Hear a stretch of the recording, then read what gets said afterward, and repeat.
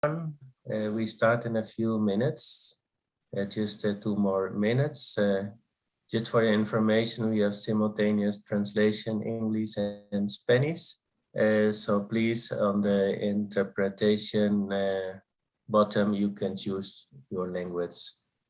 Buenos días a todos y todas. Comenzamos. Good morning, everybody. We will be starting in just a couple of minutes. Welcome. We will have simultaneous interpretation, English and Spanish. You can click on the interpretation button in the lower right-hand corner of your screen to choose your language. We will be starting in a couple of minutes. Thank you.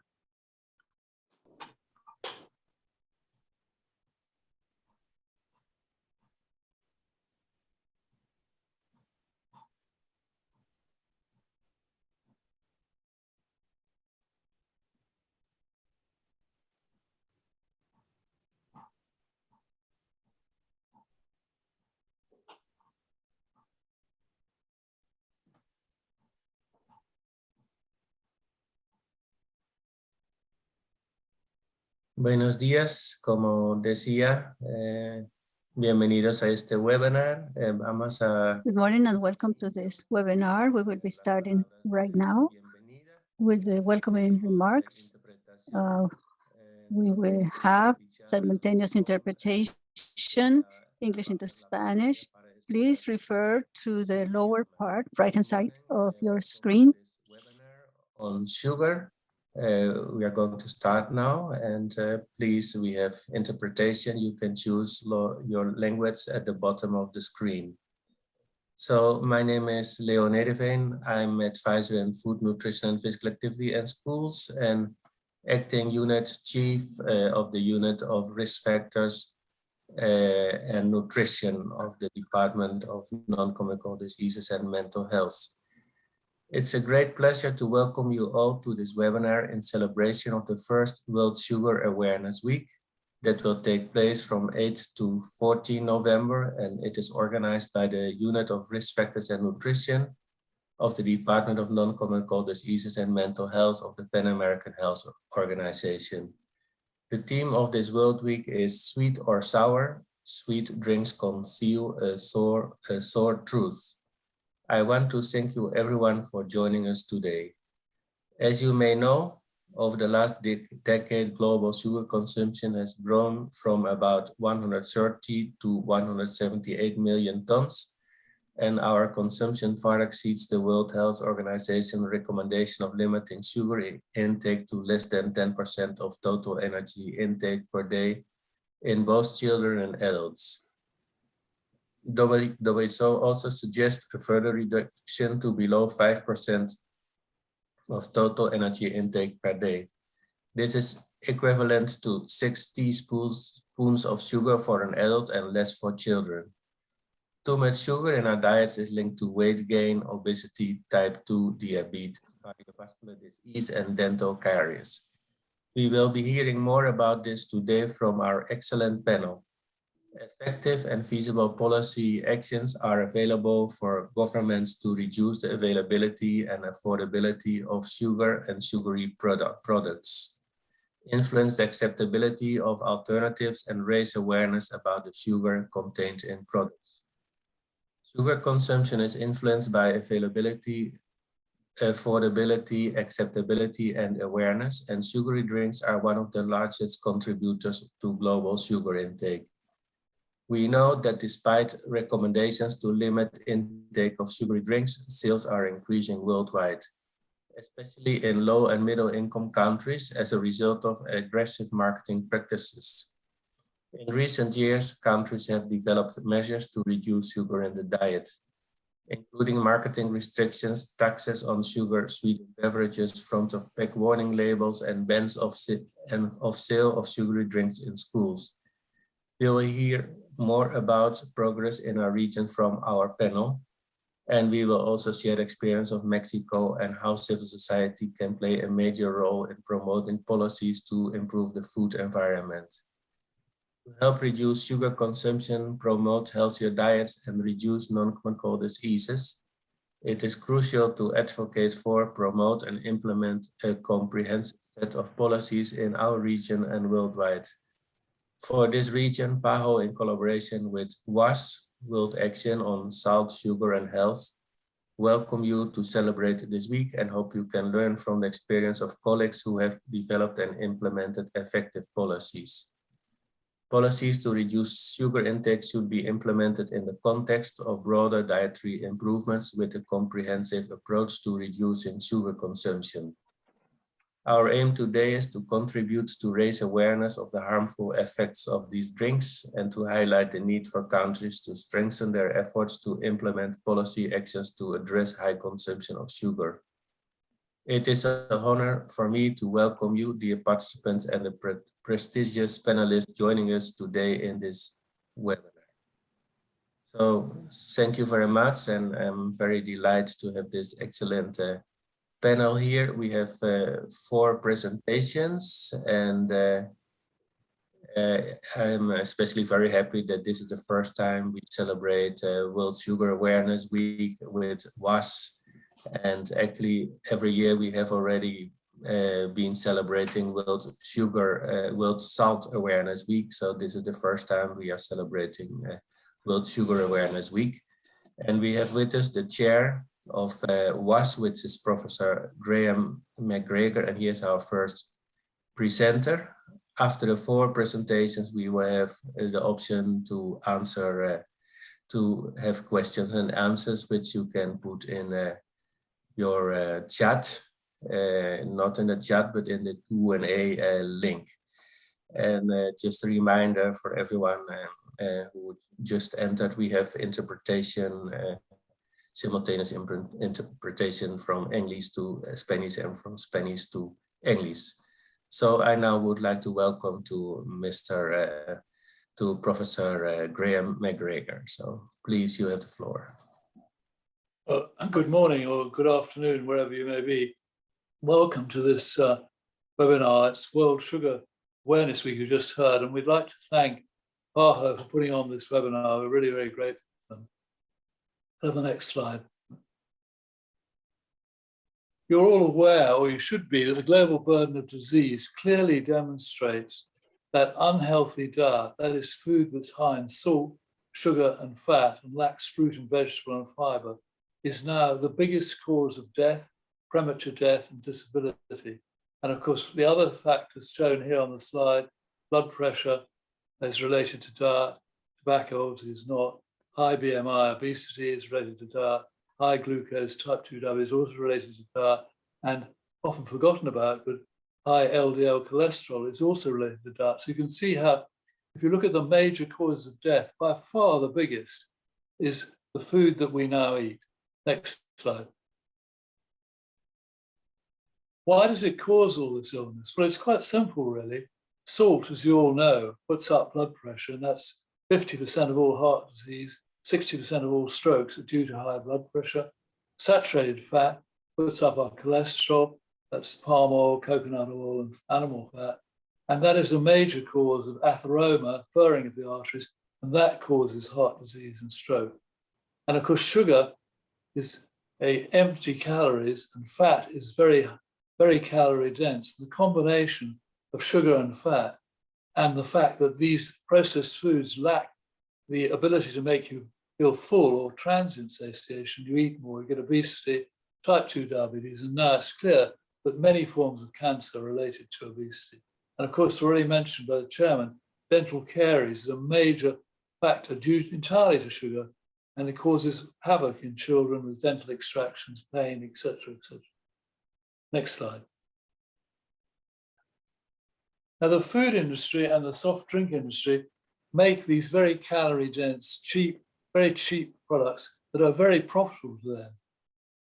And as I said, they only cause transient satiation or fullness, so eat more of them. And of course, they're brilliantly marketed by many of the marketeers who came from the tobacco industry, in fact. And they're available anytime, everywhere, and you all know that.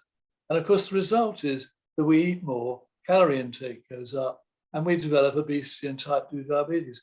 And I think the only question that this raises is, why do some people not get obese? in the environment that the food industry has created. Next slide. And again, if we look, I mean, a Big Mac, large chips and Coca-Cola, that in calorie equivalent is 11 bananas or 18 oranges.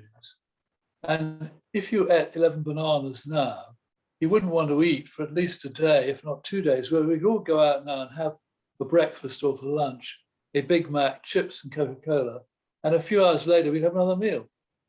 And of course, Coca-Cola claimed that you can burn it off, but it's equivalent to half a marathon to burn this meal off. Somewhat unrealistic. So you can see how gradually they've infiltrated and are making us obese, the food industry. Next slide.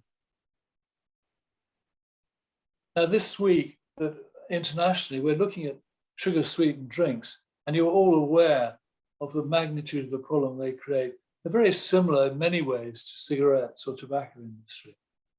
Next slide. You're all aware that sugar consumption has gone up over the last year and continues to go up. Obesity rates have gone up, and of course, type 2 diabetes. And the three are all associated. Next slide. This just shows evidence that there is a relationship between sugar consumption and in soft drinks and relative risk of type 2 diabetes you'll all be aware of. Next slide. And of course, the way these drinks are marketed is, in my view, completely immoral or unethical. They make it, they suggest to you that they can be full of it, you'll get full of energy, you're going to have a great time, you're going to be a sexual athlete, and everything's going to be great. And the truth, of course, is that you get obese, develop type 2 diabetes, and you're liable to, much more likely to get amputation of the legs due to vascular disease and renal failure and blindness. And this is the truth of Coca-Cola, not what they claim in the marketing. Next slide. Now, who is responsible? Well, of course, the food industry say you have a choice, but you don't really have a choice, particularly when they target less privileged people in our community. And the government has a major role, but the food industry, and particularly the soft drink industry, is directly responsible, and they need to stop doing this. Next slide. What can we do? We can subsidize healthy food. We can make fruit and vegetables cheaper by altering VAT rates, but this has not really been largely explored. We can obviously tackle unhealthy food advertising, just as like the tobacco industry, and certainly in 10, 20 years' time, we will look back and say, why on earth didn't we ban advertising of unhealthy food, unhealthy, not healthy food, unhealthy food a long time ago? And that's all forms of marketing, internet, promotion, etc., etc. We can reduce portion size. That's very difficult to do because trying to persuade people to buy less is very difficult. And of course, our main weapon is reformulation, just like it is for salt. Set targets and either voluntary impose those, it's very difficult, or regulate them, as occurred in many South American countries. Or we can set a tax with thresholds, and I want to explore that a bit further. Next slide. So those of you who don't know about reformulation, the food industry slowly reduces the amount, huge amounts of salt, sugar, and fat they add to these foods. If it's done slowly, the public doesn't notice. It's fantastic for public health. It doesn't cost very much. There's no need to change the diet, which is very difficult to do. And because of the fall in salt, sugar, and fat, and many of you have seen that occurring with salt in South America, blood pressure falls, obesity goes down, and LDL cholesterol falls. Next slide. We have tried in the UK government, we set up an action on sugar group after our success with salt, and we've cooperated with the government to try and get some agreed measures, and that are being discussed at the moment: advertising restrictions, taxes on food, reformulation, and various sugar and energy density taxes are being set up, but clearer front of pack there, lots of other things. But this all takes time. It's very frustrating that very little has been implemented apart from a very successful soft drinks industry levy. And I just want to say a few words about that. Next slide. The levy was proposed to come in 2018. It was a tiered tax that started at greater than 8 grams, you'll be aware most soft drinks are about 9 grams of sugar per 100 ml. There's a difference between 5 and 8. If you got it below 5 grams, which meant halving the sugar in most soft drinks, there was no tax payable. The levy was on manufacturers, not consumers. So it was very easy for the Treasury or the finance officer to collect the money from the companies. So this is an important point with tax, is to make it easy to collect. We had a tiered tax. Next slide. And this resulted almost immediately, before it was even introduced, in huge reductions in the amount of sugar in soft drinks. You'll see here from 2015 to 2019, most of it occurring in 2018, of over 40% reduction in total sugar content of soft drinks in the UK, over 30% reduction in calorie content. Now, although sales increased by 15%, sugar purchase decreased by over 30%. Amazing effect. The sales increase was largely due to the fact that supermarket own label colas were made with artificial sweeteners or a combination of both. And they were therefore able to sell them cheaper than the full sugar drinks because it's more expensive to use full sugar. Coca-Cola and Pepsi-Cola did not reformulate their drinks, and they're paying the full tax. And what we're asking the government now is to increase the tax to a much higher level and also decrease the threshold, so they have to get it to even lower sugar levels than they were. Of course, some of you may be concerned about artificial sweeteners, but I think there's one thing for sure, is that a drink that has less sugar and artificial sweeteners in is better than a full sugar drink. We can argue about benefits or not artificial sweeteners and the fact that they don't seem to have the benefit when you stop them of actually switching to water or not drinking any form of sweetened drink. Next slide. So that's a very brief introduction to Sugar Awareness Week. This just shows a map of the world with all the members of our World Action on Salt and Sugar. And if any of you want to join, and many of them have come in with very good suggestions, etc., I'd be very grateful if you would email us. And here's our Twitter hashtag and the Instagram connection. Thank you very much. Welcome to Sugar Awareness Week. Thank you very much for your words and interesting presentation. It's very interesting to see that a policy measure, even by announcing it and before implementing it, can already have such a huge impact, as is the case of the taxes in United Kingdom. And we've also seen in countries like Chile that through the front of pack labeling to avoid the warning labels, the companies also start to reformulate even before a measure is being implemented. So it's good to see that there are really effective policies that we can use. So who will tell us more about this is our next speaker, which is Professor Richard Watt from the University College of London. And he will present on the health harms of sugar consumption and its implications for policy. So we welcome Professor Richard Watt. Thank you very much for your invitation. Let me just get my slide. Perfect, yeah. So yes, thank you, Leo, for the invitation to speak at this event. I'm delighted to be part of this World Sugar Awareness Week. And I'm very pleased to see we've got a very big audience, I think over 160 participants, so that's very encouraging also. So in my presentation, what I would like to do is really reinforce the excellent presentation we just heard from Professor McGregor and really highlight the public health importance of sugars globally. I also want to shed a lens on the impact of commercial determinants on sugar's consumption, and then end with the plea for integrated public health policy framework to tackle this major problem. I think I'd like to also acknowledge that it is really positive that now that there's growing recognition that sugar is a public health issue. Some of us have been working in the area of sugar reduction for over 25, 30 years, and back in the 1990s or earlier, it was very much a fringe interest, whereas now WHO and many other global organizations are actually together focusing action on sugar reduction, which is obviously an incredibly important development. As we've heard from Leo in our introduction, sugar, glucose, sucrose production is increasing globally. So year on year, and this is data from the UN Food and Agriculture Organization, we can see a stepwise increase in sucrose production globally. So it's a product that is available globally. It is a cheap product and is heavily used by industry in many different ways.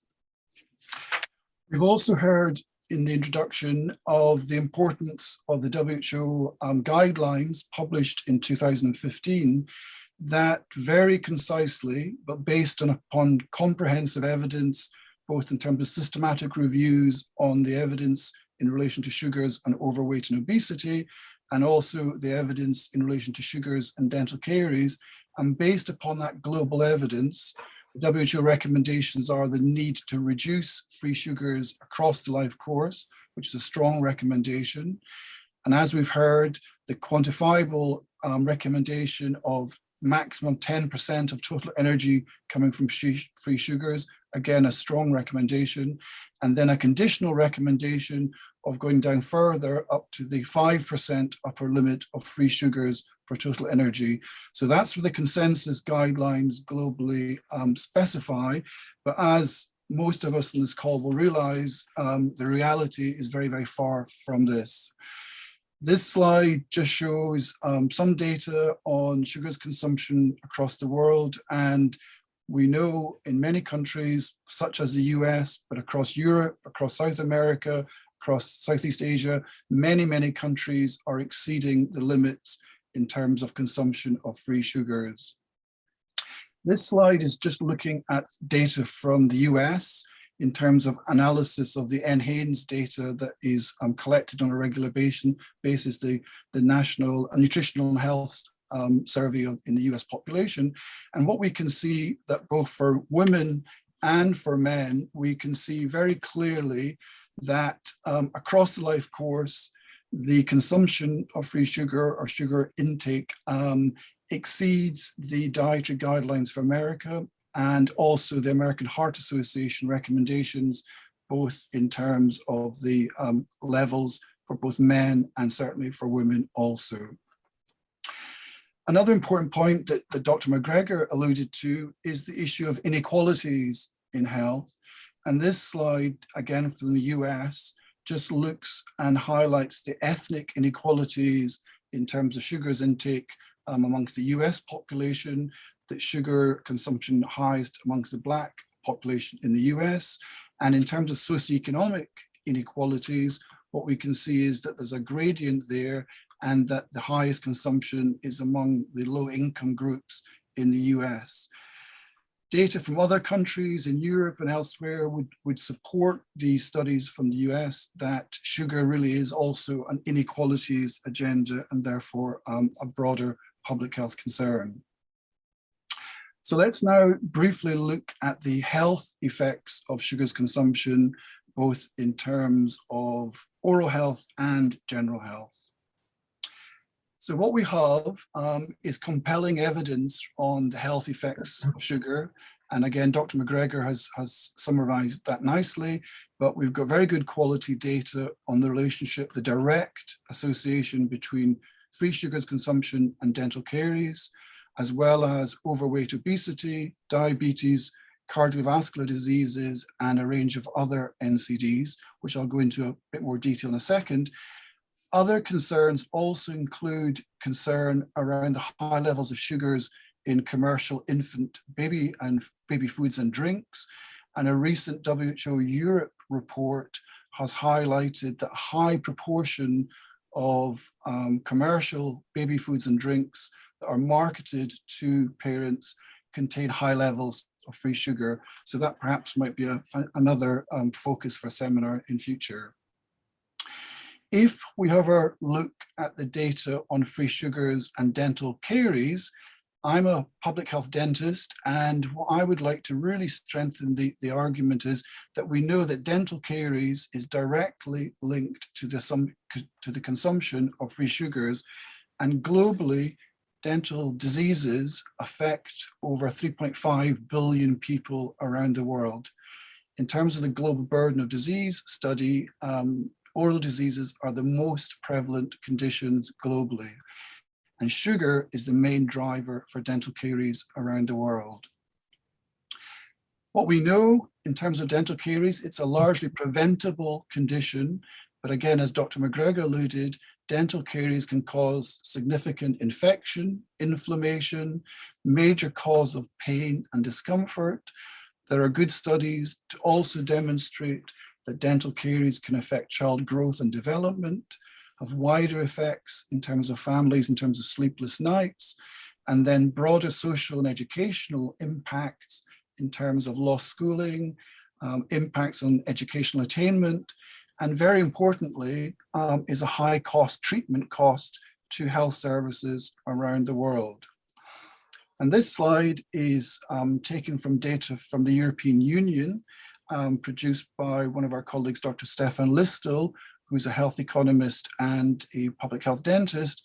And what he's shown, Stefan, is that across the European Union, dental disease, the treatment of dental disease comes to 90 billion euros per year. The third most expensive condition in terms of costs to health services across the European Union is for oral diseases. So a really significant cost.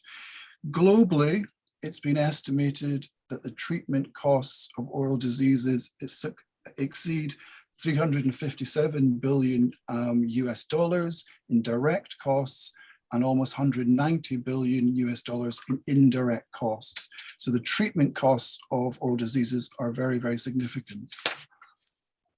We've also heard from Dr. McGregor the very strong evidence of the role of sugars on general health and the effect in particular in the development of obesity and overweight. So we know there's a consistent and strong link between sugar intake and increased body weight, and that's been shown in meta-analysis of a range of randomized controlled trials and prospective cohort trials, and that data was summarized in systematic review evidence to inform WHO guidelines. Obesity, as we've heard, is clearly a direct increased risk for type 2 diabetes and also cardiovascular diseases. And the direct influence of sugar-sweetened beverages is linked to increased risk of type 2 diabetes. Again, data from meta-analysis demonstrate that association. So I think there's no question on the public health evidence of the harmful effects on free sugars in terms of human health and well-being. So I think what we collectively should really do is identify sugar as a modifiable risk factor for a common range of non-communicable conditions. And in terms of policy, rather than focus on individual conditions, it is much more effective if we link together and work across conditions under the umbrella of non-communicable diseases. So let me now move on to highlighting this evidence around the powerful influence of what we call commercial determinants and how sugar is a perfect example of this. So those of you that are not familiar with this term commercial determinants, a useful definition, Fiona Kipush and colleagues, is that commercial determinants are really the strategies and approaches used by the private sector to promote their products and choices that are detrimental to health. Now, interest on commercial determinants has been increasing in the last 5 to 10 years. And I just note that this week, the WHO have produced a fact sheet on commercial determinants. So this recognition is really growing across different sectors of the importance of commercial determinants. This slide is taken from a 2019 Lancet series. Myself and many colleagues from around the world produced a series of papers on oral diseases. And in that series in Lancet, what we did was frame the problem of oral diseases from a public health perspective, and that we looked both at the evidence of social determinants of oral diseases, very important, but what we also did was superimpose the influence of these commercial determinants, these corporate strategies used by global organizations to increase their sales, but through a range of different actions that ultimately are a threat to public health globally. If we look at some of the evidence that have been uncovered on the tactics of the sugar industry that have been employed in recent decades, often the sugar industry will try and deny the evidence of the sugar, how harmful sugar is. You know, a frequent phrase they will use, there's no good or bad foods. That's clearly not correct. They will often try and divert attention away from sugar.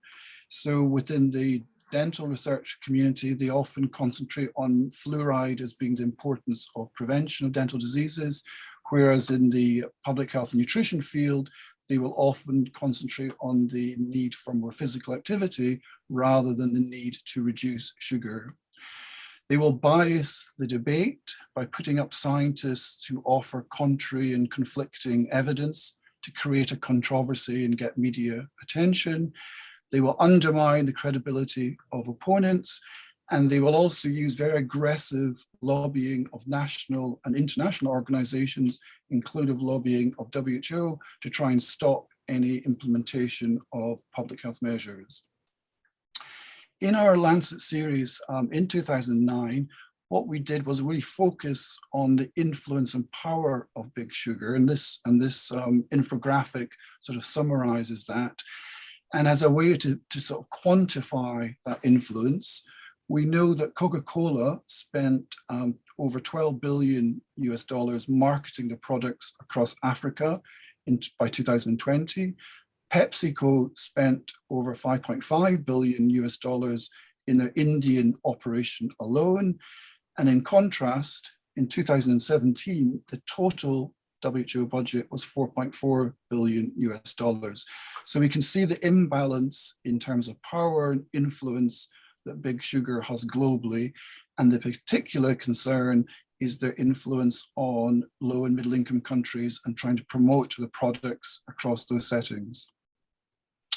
So let's now finish my presentation by looking really at the time for real public health action to address this major global public health problem.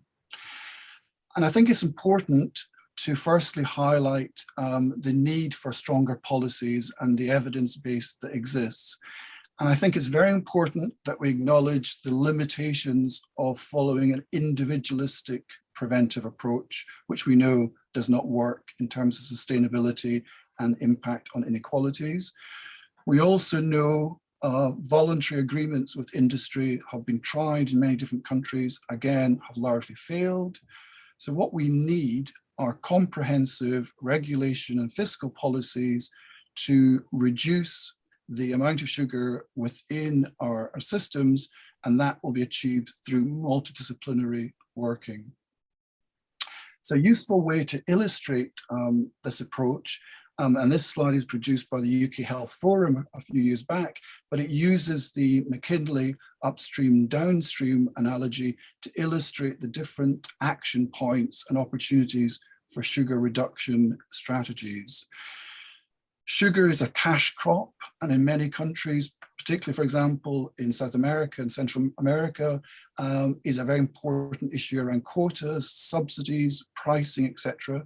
So that's really about a trade mechanism. So that requires very high level advocacy about looking at alternatives for sugar as a cash crop and looking at sort of global policies around trade. Now that might be beyond the influence of most of us, but as we begin to look at other options, as we've heard from Professor McGregor, a very important strategy is the reformulation of commercial foods by reducing the amount of sugar in those products.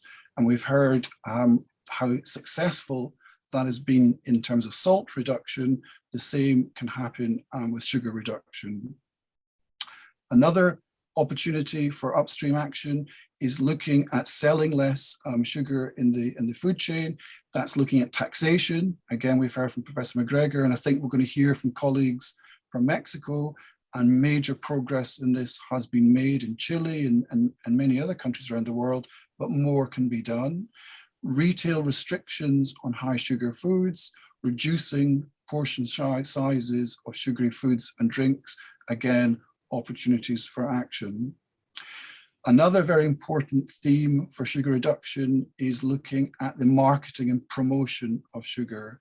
So much tighter restrictions on the marketing of sugary foods and drinks, particularly those targeting children, and various countries are moving forwards with that. And also the need for much tighter regulation of the health and nutritional claims that companies make on sugar products, claiming they're full of energy, full of vitality, etc., which are completely misleading. And then lastly, moving further downstream, there is an importance for dietary guidelines, implementation. What does 10% and 5% of total energy actually mean to consumers to help them understand and move forward? Training of health professionals to improve their nutritional knowledge, etc. Those are important, but most important are these upstream regulation and fiscal policies. Now, a useful example to illustrate the effectiveness of that approach comes from this paper from the Lancet in 2010 that looked at a global analysis of interventions around obesity reductions. And what you can see from these 7 different countries, China, India, Brazil, Russia, England, Mexico, and South America, is that in terms of a disability adjusted life years and life years outcomes, that action on food advertising regulation, fiscal measures, food labeling, those types of upstream regulatory policies had the far greatest impact on both these outcomes compared to the individualized interventions such as physician counseling. I'd like to end by also being optimistic. In my particular area of public health, in oral health, there's been some really positive developments in 2021, led by my colleague, Dr. Benoit Verian at the WHO office in Geneva. There's been a resolution on oral health that has been passed this year. And what we've also just had published is a draft global oral health strategy. And the importance of these documents is the links to the NCD agenda more broadly, but in these different documents, sugar reduction, the importance of sugar as a public health measure are absolutely identified. So it's a really good example of how sugar action is now becoming a much more mainstream agenda. Another good example is myself and one of my colleagues, Dr. Cara Herrera from Colombia, from Bogota. We are both co-leading a Lancet Commission on oral health. And one of our major work streams in that Lancet Commission is the issue of commercial determinants and sugar reduction as a major public health focus. So again, something that we're very much working on and will make progress with, hopefully. So in conclusion, what I would like to argue is that sugar is most certainly a major public health issue globally. What we need is action to address the powerful influence of commercial determinants led by the big sugar companies and in particular the sugary drinks companies. We need to acknowledge the limitations of individualistic and clinical prevention and instead argue for integrated public health policies around regulation, fiscal action, etc., that collectively will have a much more meaningful and sustained impact to reduce sugar in the long term. So thank you very much for your attention, and I look forward to the discussion in a few minutes' time. Thank you. Thank you very much, Professor. This was very interesting, especially for you to see that you highlight the social and commercial determinants of health and also the oral health. This is really important. So just to remind everyone that we can ask questions and answers. I see the first question is already asked in the chat. So after the two next presentations, we will have some time to discuss and ask questions to the panelists, and also to remind everyone about the option to present to hear the interpretation from Spanish to English and from English to Spanish. I don't know, Fabio, if you are ready to present or if you would like us to continue first with Alejandro. Oh, all set.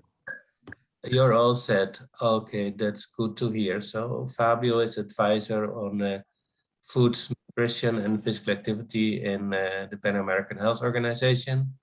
And he will talk more a little about taxation of sugary drinks, which is one of the most effective measures we have to reduce sugar consumption. So please, Fabio, go ahead. Thank you very much, Leo. And I think I'll start. First thing, we should have a clear understanding of where we are with our region in terms of the consumption. And as you see, we have our region in the most, let's say, far end of this grade of colors, and most of our countries within the yellow, orange part of the high intake of the grade of consumption. And I also wanted to highlight that the English-speaking Caribbeans actually the sub-region of the Americas with the highest consumption of sugar sweetened beverages in the study that assessed the consumption in 187 countries. And as you see, Trinidad and Tobago is the countries with the highest average consumption as came out in this study worldwide, not only for the Americas.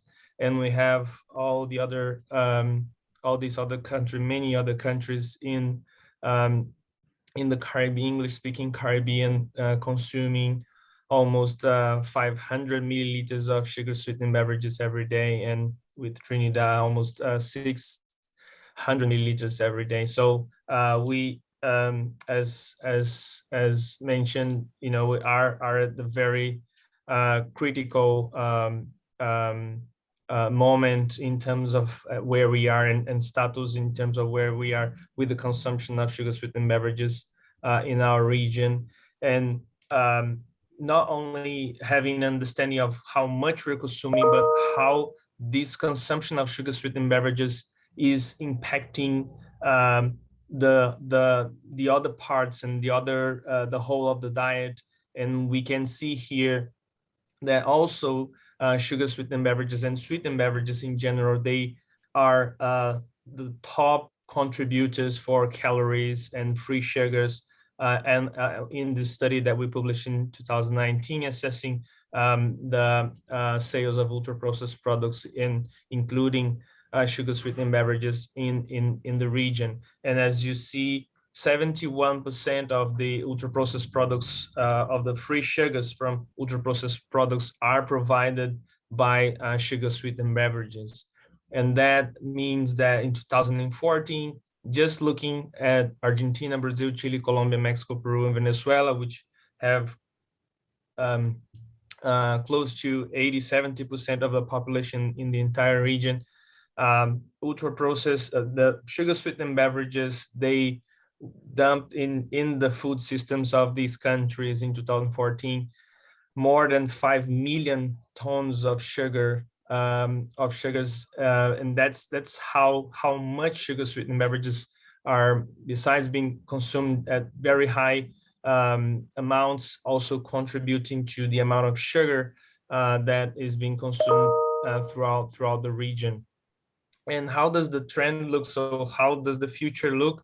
And also not looking good. There's no indication that this is going to stop if any actions are taken. So there's been some stagnation in some of the countries in the Northern Hemisphere, but in Latin America, mostly as these companies start to plateau at very high levels of consumption in North America, for instance, they start to bring a lot of aggressive marketing strategies to bring the consumption of those products and expand those in, especially in Latin American countries and Caribbean countries. So as you see, sugar sweetened beverages and ultra processed products, including sugar sweetened beverages, have been increasing, has an increasing rate that is much, it brings the consumption much faster up than other products. So here we're comparing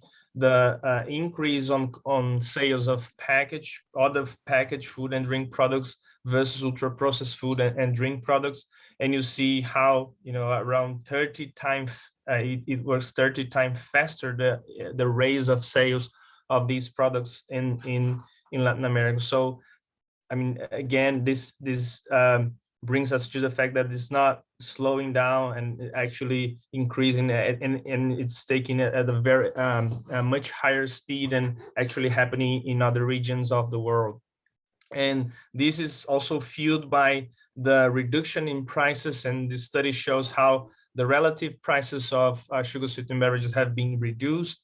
And as you see, a lot of countries from our region, there, and this increasing as the price reduces, this increases affordability of these products and makes it very difficult for us to restrict those, or expanding the demand for those products in our population. And by as these products and as these tactics and I think price is one of the most critical one, expand the demand of these products, there's no way we can reduce this demand and offer of those products if there's no regulatory policies that could apply warning labels to these products, regulate marketing, regulate them in schools and other settings, and of course, apply taxation so that we can reduce the affordability of those products. And today we're going to focus on the taxation of these products as a very important measure, not only because it can improve population health, but it's, as considered a triple win. It can generate revenue. It also can have the potential to reduce long-term associated healthcare costs and productivity loss that are due to the consumption of SSBs and the diseases and premature death And in terms of how our region has been moving towards the application of taxation, first, in this publication, we look at the countries that have taken excise taxes, which are the type of tax that can really affect consumption and the consumers if properly designed and well applied. And what we have for now is that 21 member states have already a national level excise taxes on SSBs in our region, and also 7 jurisdictions in the US have also applied local taxes. But there's still a lot of room to improve those taxes in terms of their design. There's still some they're not comprehensive enough in terms of getting all sugar sweetened beverages tax, and that's really important, so you don't have substitution and you continue to consume sugar at very high levels. Then also in terms of the types, there's much more ad valorem than amount specific, and a few that combine those. And also some of these countries have not raised the tax to a rate that is enough to reduce to a level that is needed to achieve the benefits, and also the amount of reduction that is needed to really achieve a substantial impact for public health. So I'll now just focus and highlight one example, and Alejandro probably will give more information on how this evolved and what are the challenges there too. But I just wanted to highlight, the example of what is our best practice in the region, and it's still to be improve it, there's still room to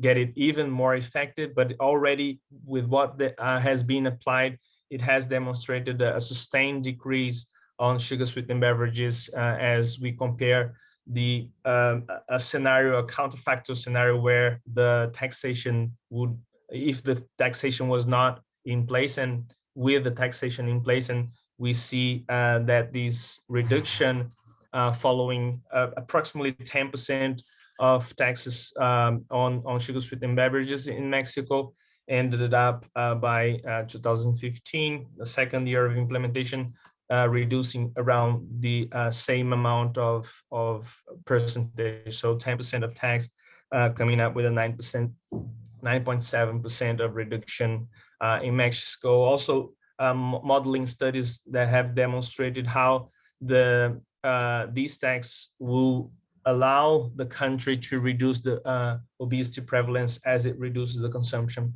of SSBs, and also reminding us that we're not talking, the sugar is also an issue in many other ultra-processed products, and Mexico also took an important step in applying taxes to high energy dense products, which include also other high in sugar products besides sugar sweetened beverages. And there's also been studies demonstrating that the volume purchase, the predicted volume purchase has been reduced with the application of this tax as well.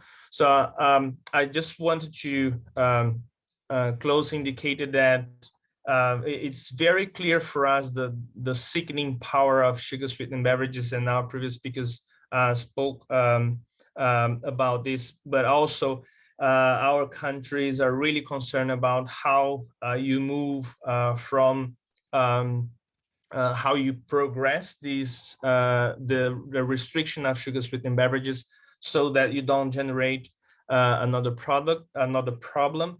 And as you see in these results of this meta-analysis, other beverages sweetened with other sweeteners in case of that are non-sugars, they also have different problems associated with them. So as you see in this meta-analysis, they've mentioned how beverages sweetened without sugars, with other sweeteners, also increase the risk for obesity, diabetes, hypertension. So it's really important that regulatory policies can also tackle these issues so that we are regulating and reducing the demand for sugar sweetened beverages. And when we're not expanding other sweetened products, we want to move to options that are not sweetened with other sweeteners as well, and the same for the killing power, as you see in this other meta-analysis. Also, other beverages sweetened with other sort of sweeteners also having this power of killing that we have with sugar sweetened beverage. So highlighting that we need to be very careful and not exchange one for another. We need to regulate these products so that we have water and other options as the gold standard for our populations, and not alternatives that can generate other problems or similar problems. So I'll just leave you with more information is available on our website. You can scan this QR code and access it, and more information on the support and the materials that we provide as resources to support our countries in moving forward with the regulation of these products and improving the diets and health of our populations in the region. Thank you very much. Muchas gracias, Fabio. Thank you very much, Fabio. It is very important to see the progress being made in connection with taxation in the region. Then now we are starting to receive the first questions, and to remind you that you have the Q&A button at the bottom of the screen for you to ask your questions. And after the next presentation, we will be addressing these questions. So we have the first question also that I think will be addressed by the next presenter very well, and it is the question as to how can the aggressive lobbying by the sugary industry be counteracted. So we have Alejandro Calvillo, who is the director of consumer power. And I think that with his experience, we are going to see that in spite of the power of the sugar industry, the civil society, with many resources, with many measures, has many tools to be able to counteract this, and they are key if we want to implement this type of policies. Welcome, Alejandro, and please go ahead. Good morning, and thank you so much. I have problems with my computer right now. I only have partial screen. Thank you so much for your invitation. I would like to begin by talking about the tax to sugary drinks in Mexico. In the case of diabetes, we had 46,000 deaths in Mexico because of diabetes. And then in 2016, it was 106,000 deaths. And last year, because of the pandemic, we had 150,000 deaths. So about 47,000 deaths are linked to diabetes and to the pandemic, and 25,000 deaths were of people who had diabetes and COVID. I will mention that 1 of every 3 children and 7 of each 10 adults is overweight or obese. In the past administration, we change administrations every 6 years. We had 600,000 deaths because of diabetes. So the global burden of diseases estimates 40,000 annual deaths that are associated to the consumption of sugary drinks. And then the added sugar to the diet of Mexicans, 70% comes from sugary drinks. We as civil society have done a lot of things, a lot of research, legislative proposals, and then public demonstrations. It is, we have our own counter campaigns. We have to do something against these images that have been managed by the industries in public appearances. What we do is to have a campaign strategy, and then we show the human drama.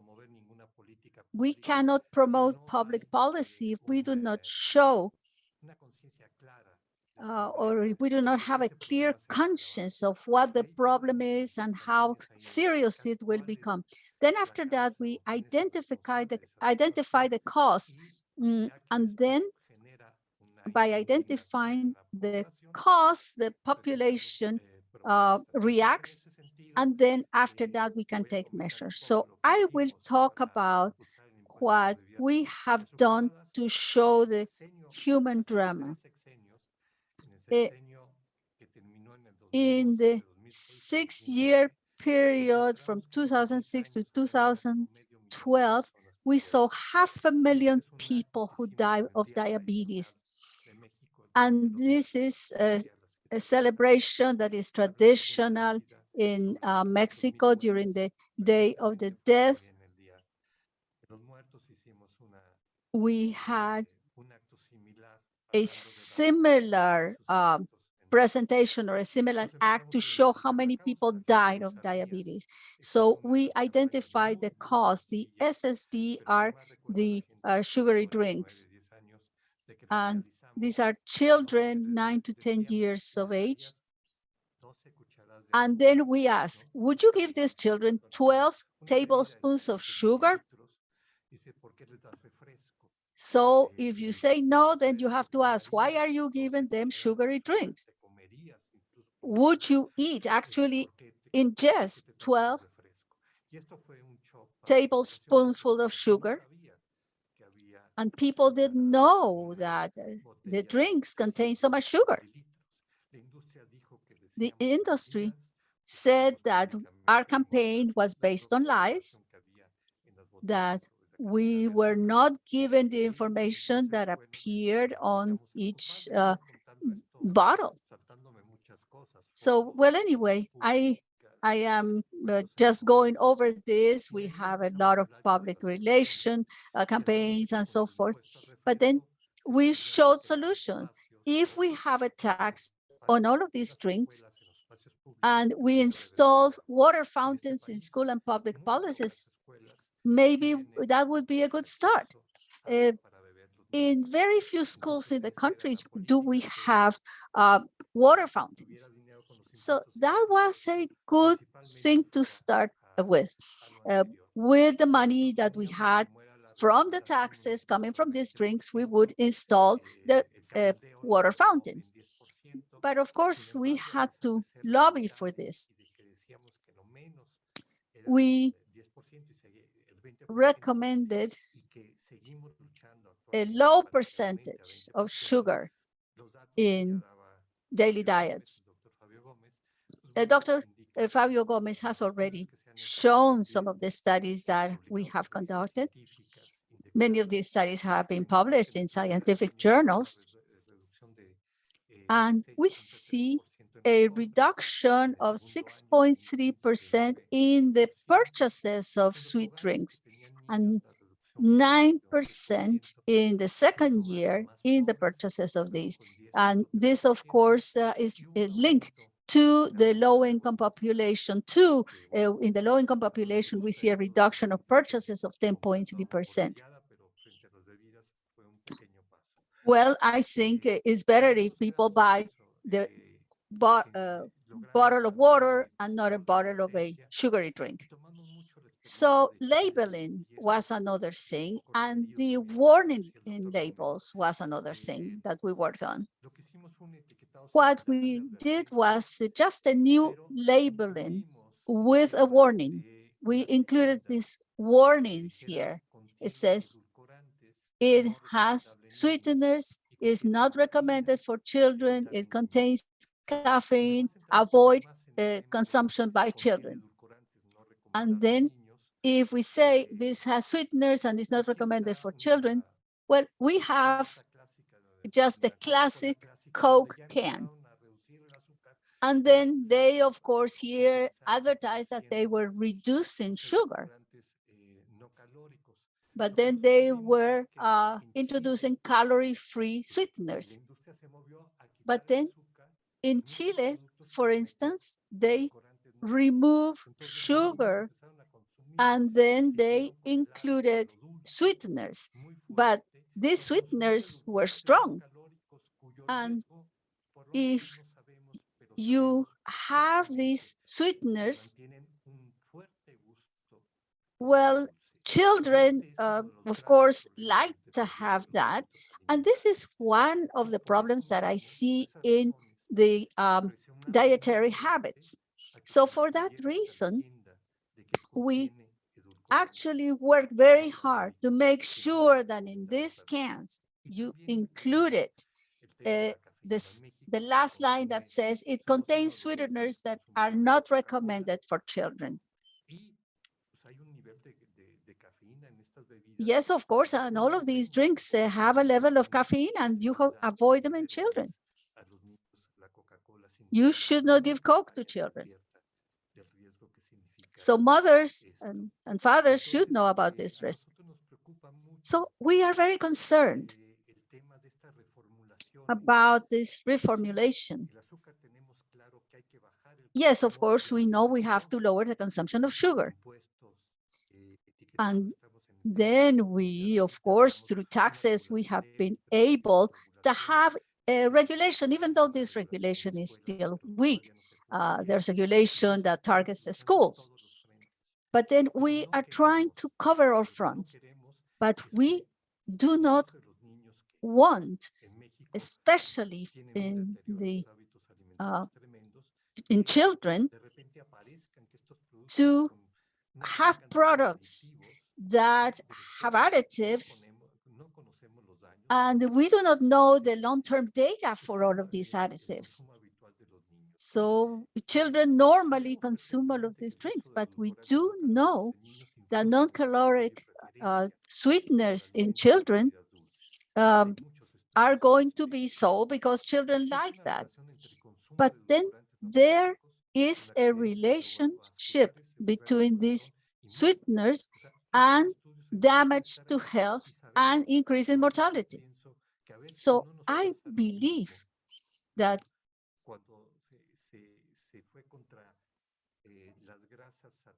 when we started talking about in the past about fat consumption and we switched to margarine, we had not conducted the proper studies at that time. And many people changed from fat to margarine. And then we already know what the results were in terms of heart disease and so forth. So there are studies that show that the increase of calories with the sweeteners. And so this is a matter of concern.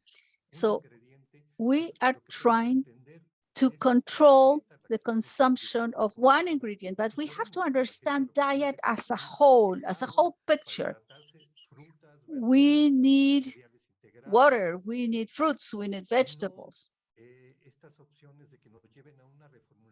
And we do not just have an option of working on one product. There are many studies that talk about the cause and impact of all of these consumption of sugary drinks, diabetes, and mortality, and so forth. So that's our struggle.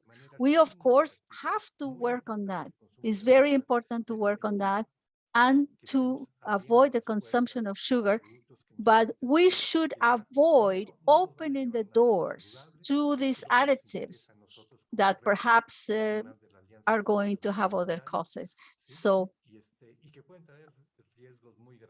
these additives could have very serious effects on health. Thank you so much. Thank you so much, Alejandro. Yes, definitely. We see that we have options to promote all of these policies and to see the important role of civil society. In the example of Mexico, we see many lessons. Thank you so much. We have about 15 minutes for questions and answers.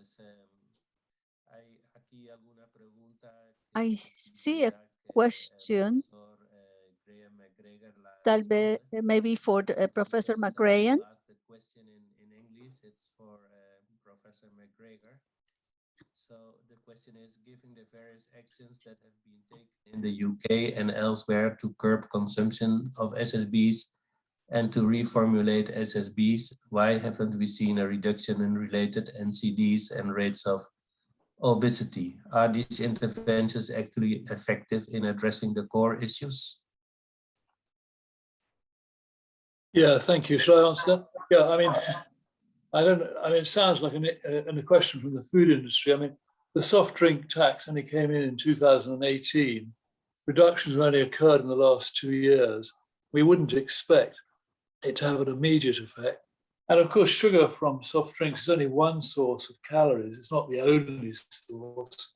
So you wouldn't expect to see an effect. But we have documented, as I showed, very big reductions in sugar intake with the soft drink tax, which is obviously beneficial. I agree with the last speaker, although I think the evidence too about sugar artificial sweeteners is not as strong as he says. I mean, we're again against using artificial sweeteners. We'd rather see the sweetness come down. But if you're going to change a drink by 50%, people won't accept that. You've got to use artificial sweeteners. What we want to see them gradually being taken out. So I think we agree then, but I don't think the evidence for artificial sweeteners is quite as bad as was being painted by them. There is some evidence that they're not as good as drinking water, but they're better than drinking full sugar drinks. So I've answered 2 questions for you. Okay, thank you very much. Then I have the next question, which is for Dr. Watt, and it's related to the dental caries. So it's about the association between the sugar consumption and dental caries in children. Which factors you consider are needed to know about caries in children, and to what extent it's related to the consumption of sugar, because it could also be due to bad hygiene and genetic factors, etc. And maybe also we would like to know your opinion about the non-sugar sweeteners. Thank you, Leo, for the question. So to answer the first question, the totality of evidence, and we have a very strong evidence base, is an absolute direct association, a linear association between free sugar consumption and dental caries experience. That association has been determined over the last 40 years or so. So that is the principal, the main etiological factor that causes dental caries. Those other factors, such as hygiene, genetics, have a very small influence compared to the influence of free sugar consumption. So that is absolutely clear in terms of the scientific evidence. And I would also agree with the other speakers that I think artificial sweeteners are not the solution. Because some people in my scientific field very much promote artificial sweeteners, but I think in terms of public health nutrition, they are a stepping stone to reduction in free sugars because of the concerns about sweet preference that we've heard, that if those artificial sweeteners, which are intensely sweet, people have a desire for sweetness that will consume other products. So I completely agree on the need for consistent public health messaging. And I would also agree, therefore, that the artificial sweeteners are really not a solution. They're just a temporary stepping stone to the overall reduction in sugars. Okay, thank you very much. And I think with relation to the policies and the reduction of NCDs, it's important that not one policy can have an immediate effect on NCD outcomes. This is something that needs to be seen over several years. It's a combination, it's a comprehensive policy package we have to implement, and first we will see a reduction in sugar, and after that we can see a reduction in NCDs. This was the question to Dr. McGregor. Maybe you want to complement a little bit more, Dr. McGregor. Well, I agree entirely with that. I mean, these things are slow. Like if you do salt reduction, we've been quite successful, at least initially in the UK, in reducing salt. It was really only after about 5 to 7 years we could show a benefit on actually reducing salt intake in the population and a fall in population blood pressure. So it doesn't happen immediately, and that it would be ridiculous to think that a soft drink tax could abolish obesity in a few years. There are multiple factors here, but it's an important source. And I think we have to appreciate it will take time. And we've got an industry that is trying to beat us all the time. And the soft drink industry is fighting back, the food industry is fighting back. And if you try and stop one thing, they do something else. If you stop that, they do something else. There's got to be pretty comprehensive coverage of the whole industry. And I think, I feel strongly that the food industry doesn't need to kill us. It doesn't make sense to kill us because dead consumers don't eat food. And if they made more healthy food and more healthy drinks, we'd live longer and have more consumers. We could make more profits. So, I mean, when you talk to the chairman of Coca-Cola or Nestle or Unilever, you need to put that point to them in Brazil or Mexico, that they're actually shooting themselves in the foot, I think, if you understand that analogy. Thank you very much. That's a really important point. Entonces, la siguiente pregunta Then para... the next question is for Alejandro Calvillo. There is a question about the current situation in Mexico in connection with the COVID-19 pandemic and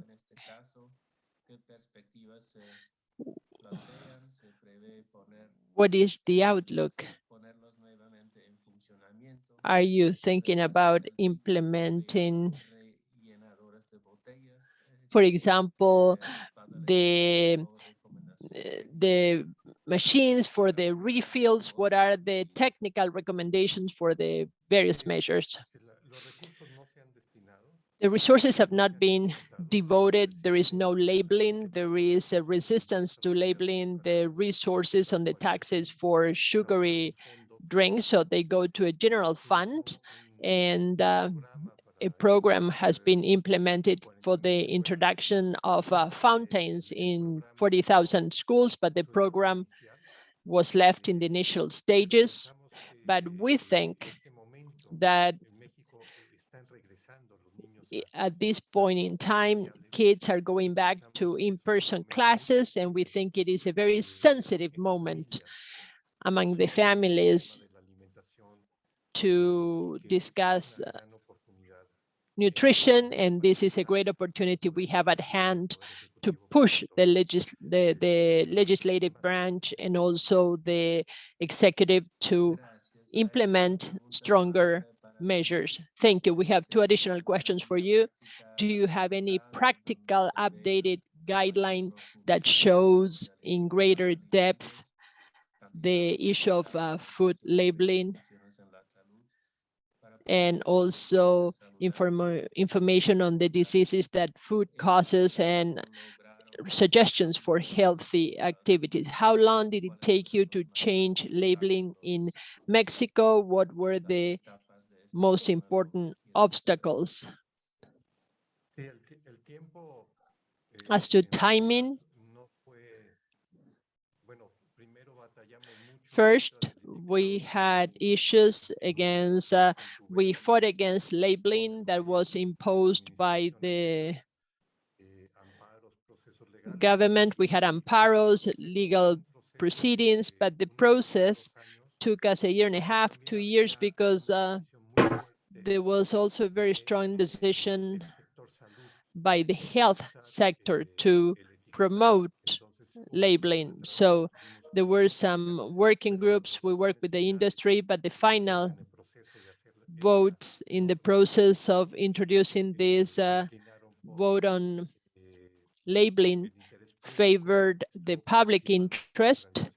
We had the participation of the Pan American Health Organization, UNICEF, the World Health Organization. It was an open process. As to labeling, I recommend to go on to the webpage of the National Public Health Institute of Mexico, because they offered all of the evidence, and there you can find information on front labeling.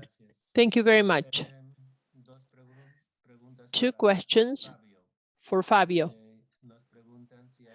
We are being asked whether there is any news on the implementation of the tax in Finland for sugary drinks and artificially sweetened drinks, and whether Latin America has any countries that applies these tax to sugary drinks and non-sugary drinks, but with artificial sweeteners.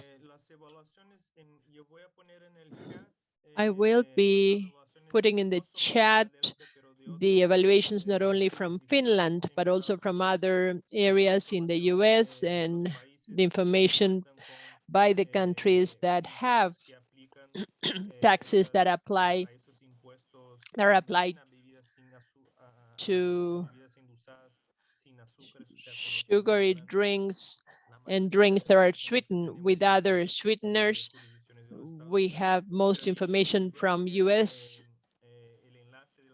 places, but I am going to include the link to Pajo's publication that gathers all of the US jurisdictions and also evaluations as well as Latin American countries and the characteristics of the taxes levied on the drinks so that we are left with full information.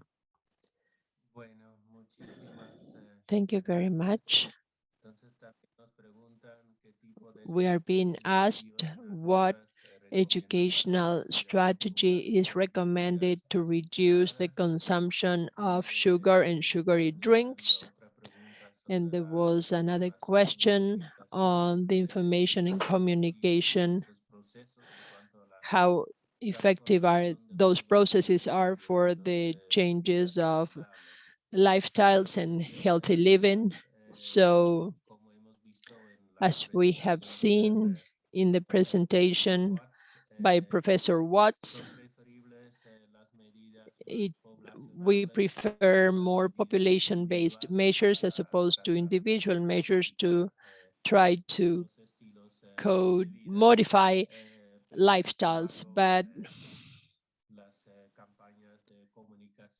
communication campaigns are an important element of the full package of actions. So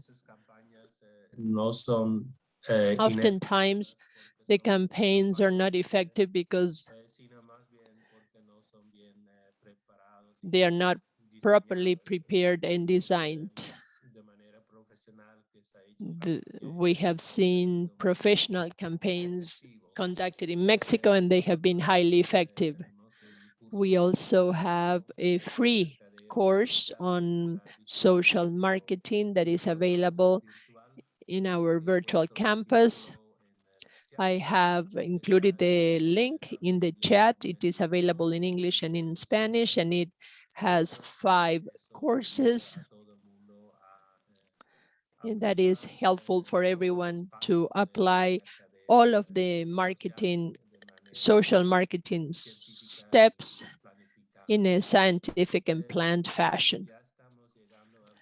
We're reaching the end of our webinar, so I would like to give all of the panel members the opportunity to make some final comments. And first, some final comments from your side. Well, thank you very much for chairing the meeting and doing it excellently. And it's been a tremendous webinar, and I think it's great to share, with our colleagues and so on. And I'd like to thank everyone, and I hope it results in some really positive action in South America. And listening to the talks from Pajo, it is a terrible problem. I mean, you look at the diabetes, type 2 diabetes. It is a scandal that we're allowing the food industry to allow this to happen. And I think we need to get much more aggressive and much more upfront with the food and soft drink industry. We shouldn't allow this to happen. It's tobacco. I went through the tobacco thing, not that I was personally involved, but we look back now and say, why on earth did we go on kowtowing to the tobacco industry? Don't kowtow to the soft drink and food industry.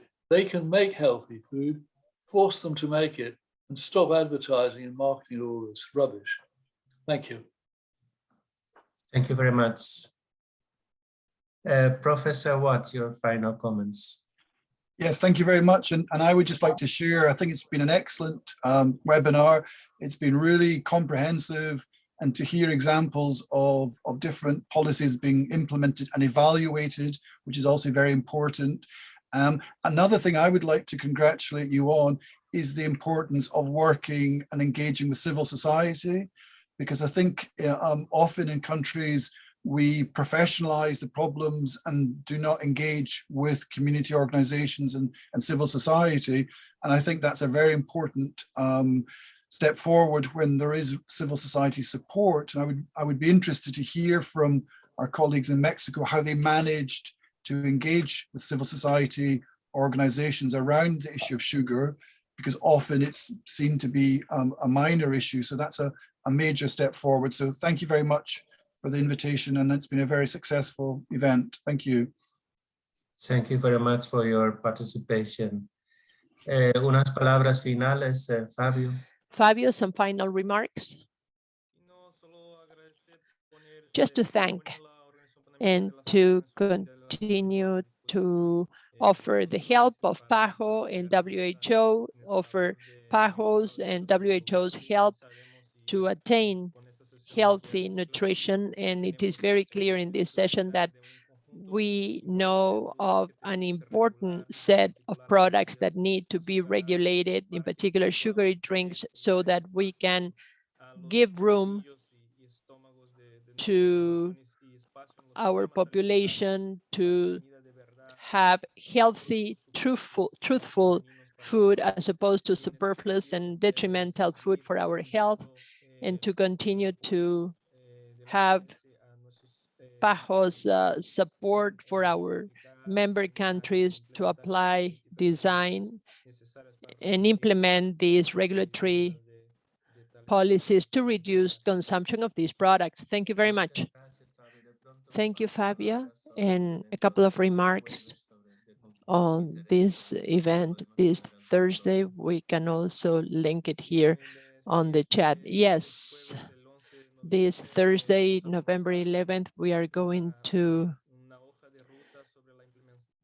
have a roadmap on the implementation of instruments for conflict prevention and the development of nutrition plans at the level of the countries. It is a very important tool in the context we're dealing with, because we know that many countries in the region end up breaking the balance, imbalancing the situation, and also compromising a situation that should be in favor of public health, and it ends up becoming in favor of the companies. So to that end, we have been working on this roadmap, and we will be presenting it. It is available on the web, but we will be presenting it on Thursday. We will have Dr. Mary Nestor from University of New York and several representatives from Mexico, Brazil, and the civil society to discuss the importance about policy implementation vis-a-vis the interested groups and the stakeholders. Alejandro Calvillo, thank you, Leo. Thank you to Professor Watt, Professor McGregor, and Fabio. The question by Dr. Watt is when we talk about healthy food systems, we have seen that many organizations working for the environment are interested. Also, organizations that work with small producers with organic products. It's unbelievable. All of the human rights organizations working against poverty. I think we have created a very wide-ranging and network that works in solidarity. So when we talk about taxing to these drinks, we have their support. But then we go against transgenics, we go against agrochemicals. So it's a point of encounter for everybody. Thank you so much for this wonderful opportunity. Thank you. I would like to tell you that you will have the recordings available on the webpage. This has been a very interesting seminar. We have seen how harmful sugar is, how harmful the excessive consumption of sugar is, and also the effective measures that we can take to reduce sugar consumption, and how we can apply those measures throughout the industry, from production to consumption. We, of course, have to support our advocacy and our arguments to be able to convince politicians and policymakers, and also the industry.